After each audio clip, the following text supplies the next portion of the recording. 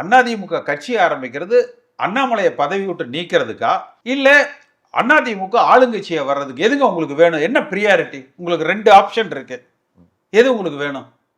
நீங்க அதிமுக மீண்டும் ஆளுகிற கட்சியாக உருவெடுக்கிறதா இல்ல அண்ணாமலையை வெற்றிகரமா இவர் பதவி விட்டு நீக்கிட்டா இருப்பா அப்படிங்கிறதா? இதெல்லாம் சப்ப மேட்ருங்க.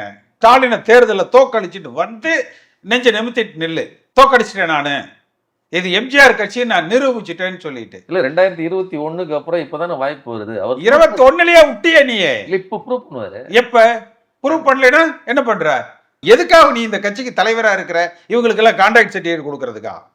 யார் நல்லவர் யார் கெட்டவர் அப்படின்னு கான்ட்ராக்ட் சர்டிஃபிகேட் கொடுக்கறதுக்கு தான் நீ பொதுச் செயலாளராக இருக்கிறியா? ஸ்டாலினை தேர்தலில் வீழ்த்தி அந்த நம்பிக்கை நேரம் மக்கள்கிட்ட வந்திருக்கணும் இல்லைங்க.